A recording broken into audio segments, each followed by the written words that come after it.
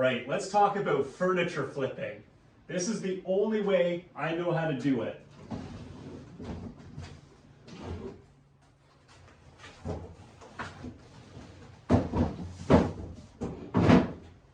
And we're done. All jokes aside, I'm stoked for this next project, and I think this dresser has a hidden secret. Some beautiful walnut veneer with a V pattern in the front. And the reason I'm thinking this is because one of my last projects was the exact same style and from the exact same manufacturer, and also covered in blue paint for some reason. I wonder if there's someone in my area just trying to torture me. But regardless of their ill intentions, the previous dresser turned out absolutely amazing, and the walnut veneer hidden under all this blue paint was a work of art. So I'm hopeful the new one will be just like it, and even if it turns out half as good as this, I'll be happy. But we're going to dive right in and start by inspecting this dresser for damage that I missed when I first picked it up off Facebook Marketplace.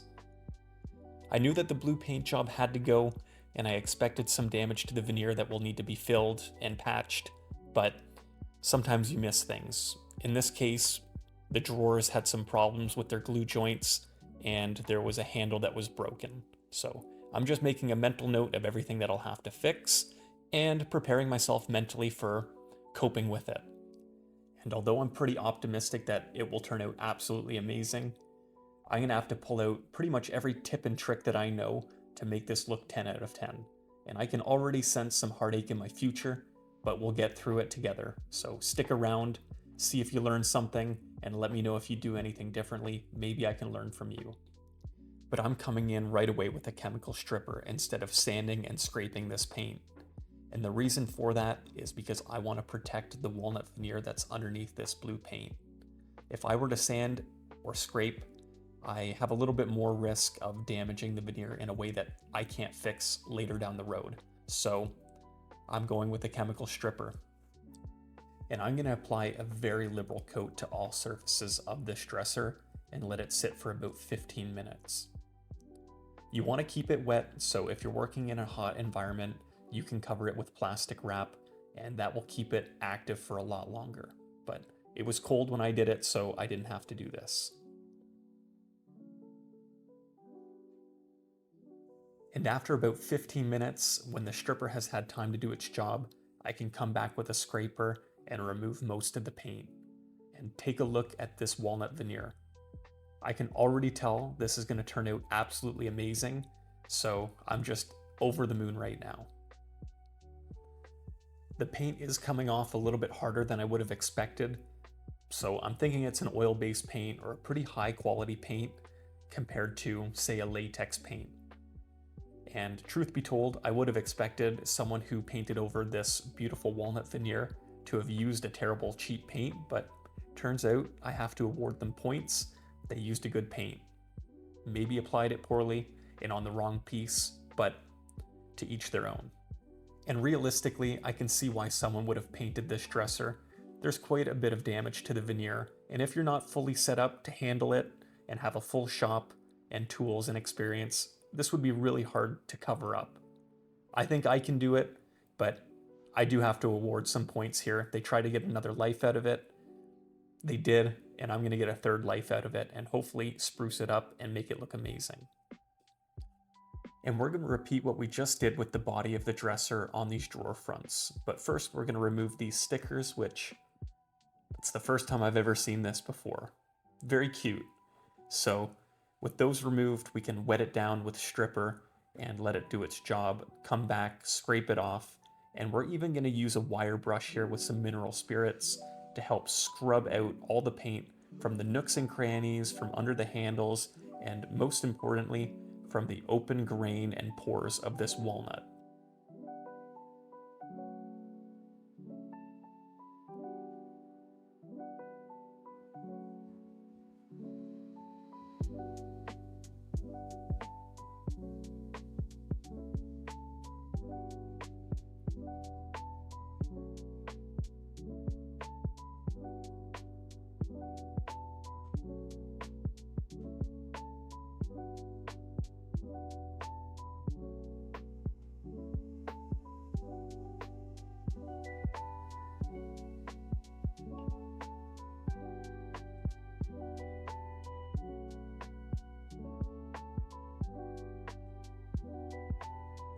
Now with most of the paint removed, I thought it would be safe to go in with 180 grit sandpaper to remove what little bit of paint there was left, smooth out the surface, and get it ready for finishing and final touch-ups.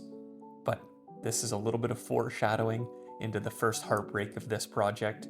But regardless, throughout this part of the process, the veneer looked absolutely amazing, and I was still very excited about how it would turn out.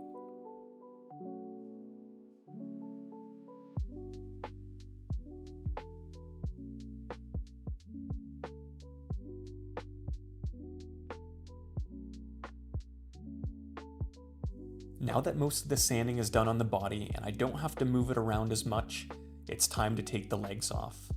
And the reason I left them on so long is because they're a lot more durable when you're moving around the dresser than the bottom edge of the plywood that makes up the body.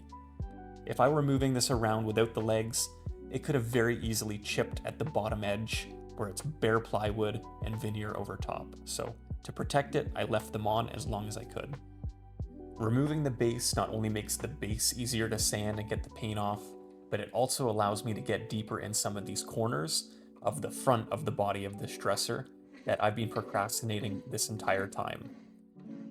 And I am going to use a scraper for this part, and I'm getting it super sharp so I can get a close shave from tip to tip on it and get deep into those corners.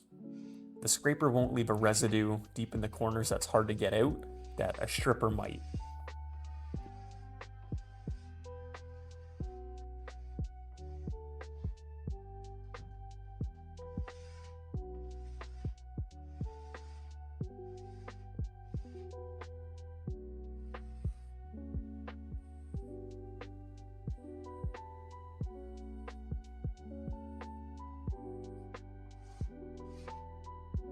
Now I bring you the first heartbreak of this project.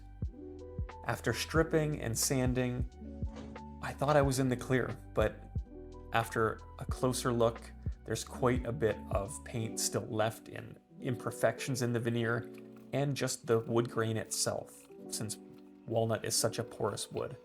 So I thought I could scrape it out using a little knife, but I scraped and I scraped and I scraped, and you can see that I'm getting nowhere. And I'm even causing a little bit of damage to the veneer, so this was not going to be the way to go. So I went back to stripping. I applied another layer, and I brought my wire brush out and scrubbed it out of the pores. And this worked amazing, and I just wish I had done this from the start, so lesson learned.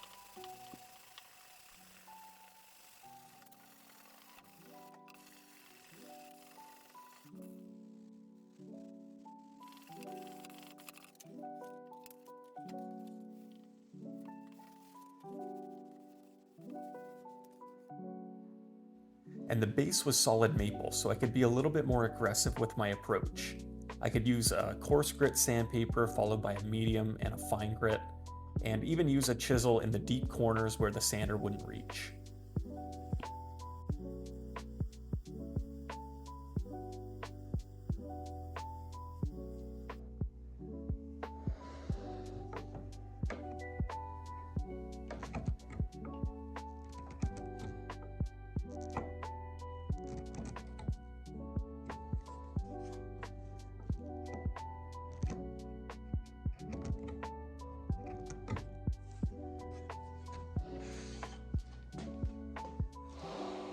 Now, I said I would try and mentally prepare myself to overcome any of the challenges that would come up in fixing this dresser, but this drawer really put me through it. About everything that could be wrong with it was wrong. There were chips in the veneer, the dovetails were loose, there were chips out of the handles, and the handle itself was barely hanging on. So there's going to be a ton of things that we need to fix here.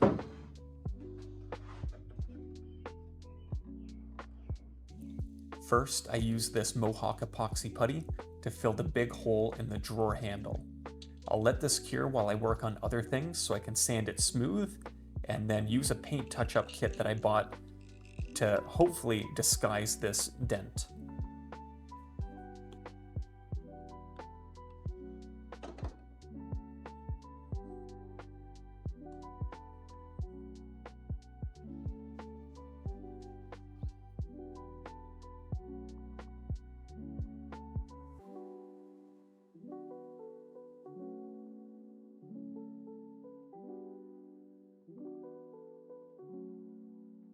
The second thing I did was address this crack in the handle. I was trying to squeeze some glue into the crack so I could clamp it down and hopefully fix it, but as I was trying to work the glue in, it broke off completely, which honestly was probably for the best. That way I can put some fresh glue in there and make sure that this bond is perfect.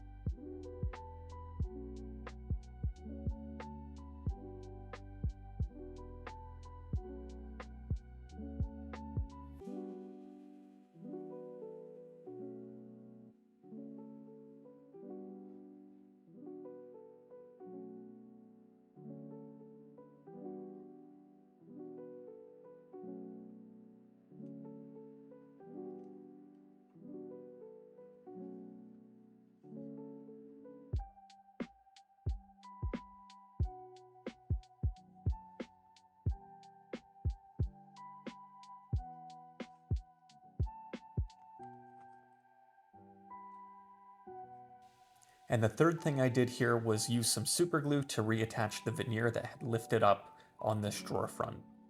And you can use normal wood glue for this, but I opted for the super glue so that I could put the veneer exactly where I want it and set it in place immediately with some accelerator spray.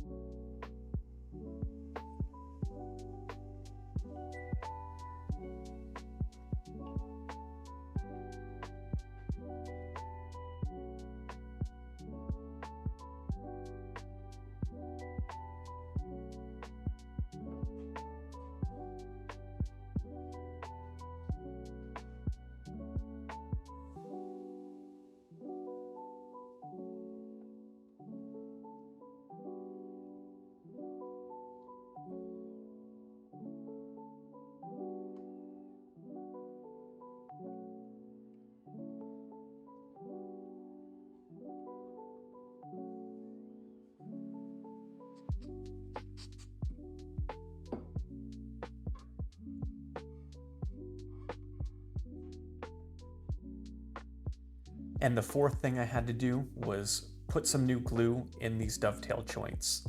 And actually things turned out pretty well with this. I was able to daub some glue in there, and when I pressed it back in, the fit was nice and square and nice and tight, so I was able to leave it to dry without any special clamping.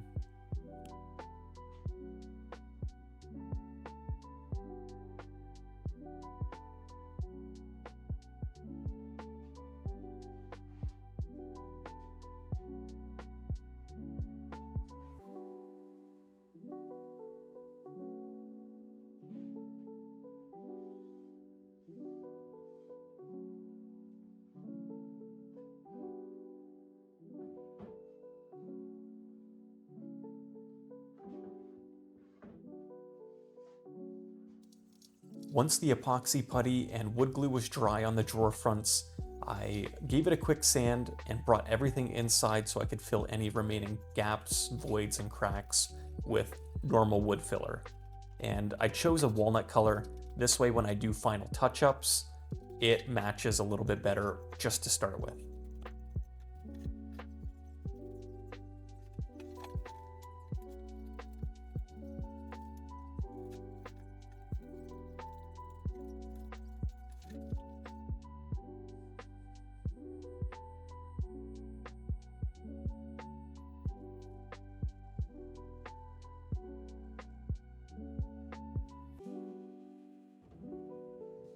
Before we get too far into staining, finishing, and touch-ups, I wanted to address this broken drawer slide.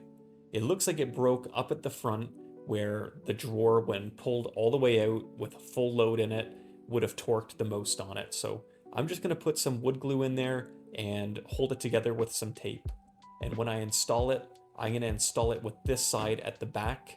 So when the drawer torques on it again, it will be pulling against fresh wood instead of wood that's been repaired.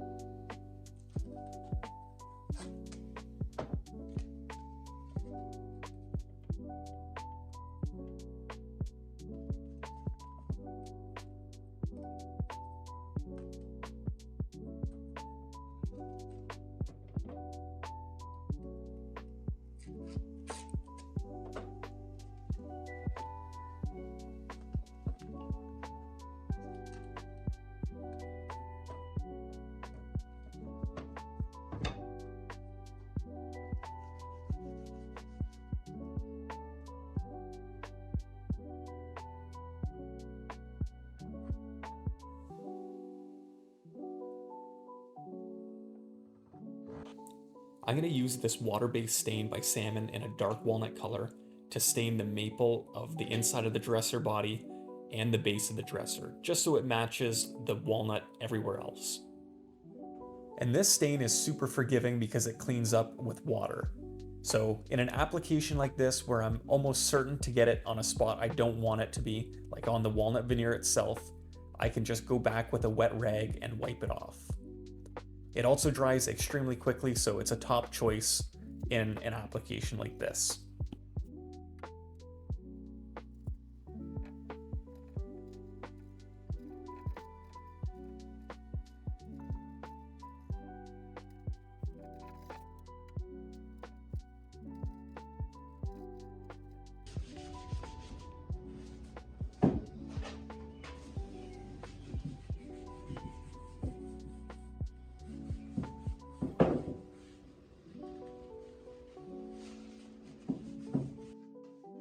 The second heartbreak of this project was not a big one, but annoying nonetheless.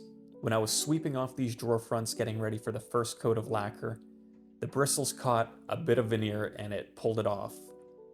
This was actually on the drawer in the same corner that I fixed previously, and my fix actually held up, but the veneer pulled up a little bit farther along the edge. So I'm gonna fix it in the same way and hopefully that's the end of it, but a little discouraging.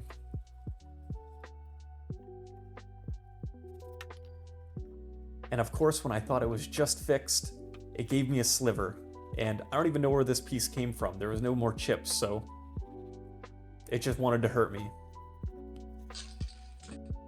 But with everything sanded and prepped, we can get going with our first coat of lacquer. This is a semi-gloss lacquer just out of a spray can that I got at Home Hardware, which is like a Canadian Home Depot. And this first coat of lacquer is going to really bring out the rich, warm color of this walnut. This is going to be really important because we want to know what the true color of the finished piece is going to be when we move on to the next step, which is paint patching, where we disguise any real damage to the veneer that we previously filled.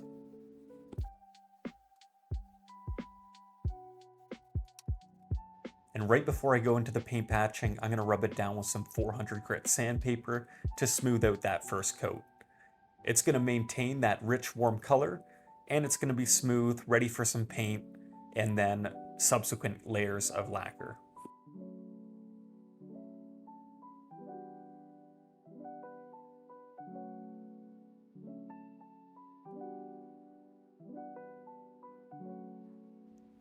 As you'll see, there's definitely some damage to the veneer. Chipped corners, a couple cigarette burns, and a weird dent right in the middle of the top, among other things like the damaged drawer we covered earlier. And this little paint kit that I got on Amazon has bailed me out quite a few times already since I got it. It has just about anything you'd need to patch a veneer chip or damage in any sort of wood grain. I mostly use these resin paints from the kit. They dry extremely quickly and can be blended together to match pretty much any wood species that you might come up against. But the kit comes with wood filler, paint brushes, markers, everything that you'd need to match pretty much any wood species. I simply daub out a little bit onto a piece of paper or recycling, and I blend it together as well as I can to match the color. It dries quickly so you can build up layers and really match any sort of streaks or wood texture that you might have. And I'm by no means an expert at this. I basically failed art class when I was in elementary school, so if that doesn't tell you that anyone can do this, I don't know what will. You can see it doesn't take a whole lot of skill to put this on. It blends together very easily, and it's very forgiving. You can wipe this away with water, or honestly, you can just rub it off with your thumb and blend it out.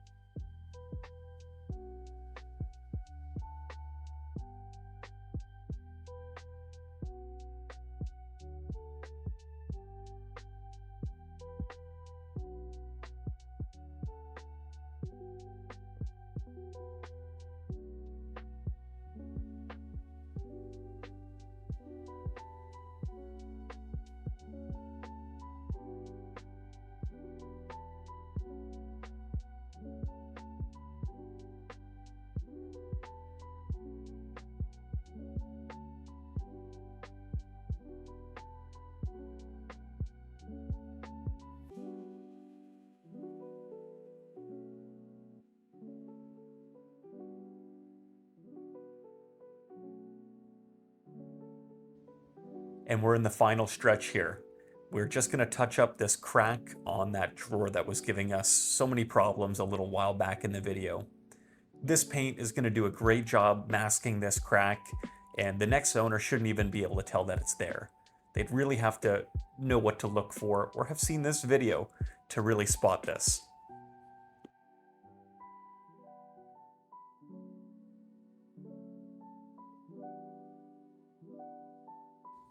And once the paint has had time to dry, I'm going to come in with a couple more coats of spray lacquer.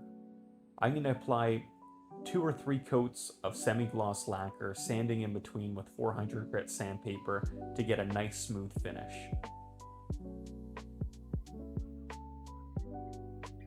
If you get to your last coat and you still have a couple little bumps here or there that are very superficial, you can use 4/0 steel wool, which is like the finest type of steel wool, to buff those out. And you want to go very lightly and just wipe everything down with a rag when you're done.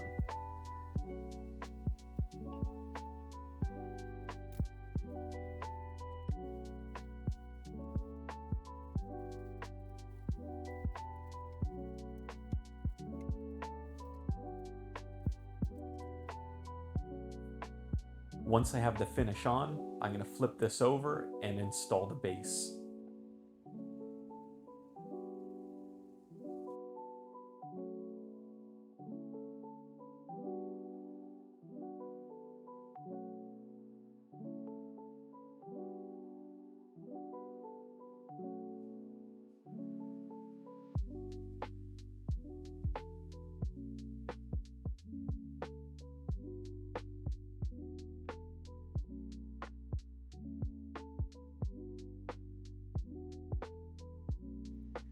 And I must have forgot to show you guys at the beginning of this build, but I had removed these corner drawer guides from the inside of the dresser. I think most of them were already missing, but these are pretty standardized in terms of size and very common on these MCM dressers. So here I am replacing them with some new ones that I bought on Amazon.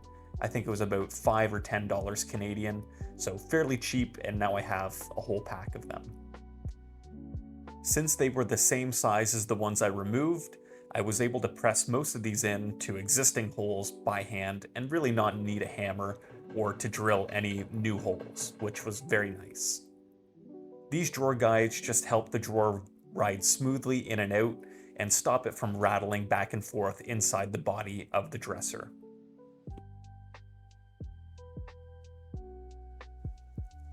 Now I could totally leave these dresser drawers the way they are, but a couple of them were pretty stained, so I wanted to cover it up and add a nice modern touch with this wallpaper. And to do this, I just cut out a piece that's a little bit bigger than the drawer itself, and I peel off the paper back and lay it down in there. And I'm not going to gatekeep. This is the worst part of every furniture flip that I do. I dread it. By the time I'm done, I'm sweating, angry, and my heart is going 1,000 beats a minute, but I do eventually get it in there. I just dread any dresser that might have 6 or 9 drawers. Thankfully, this one only had 3. But I do get it in there, and once it's laid down flat, I go around the edge with a knife and I cut off all the excess.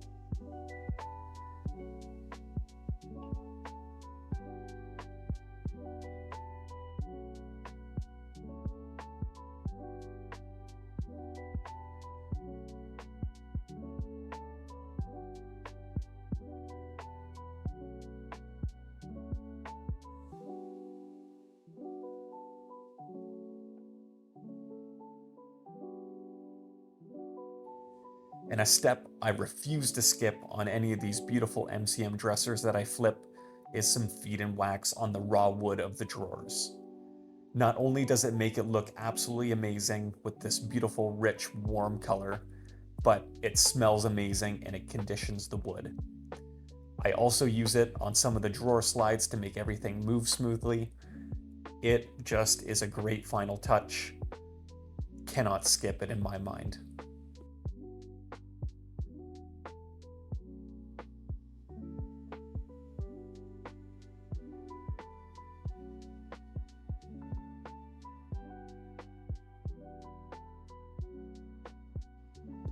Now tell me this isn't one of the most beautiful pieces of furniture you've ever seen. And to whoever's covering these beautiful MCM dressers in blue paint, I have something for you. Please listen. Furniture dipped in shades of blue, bright and bold, but not for you. Wood's warm story fades away, in painted waves you lose your way. I long for tones, untouched and true, that's why I don't like the color blue. And for all of you not painting things blue, see you later. I'll see you soon.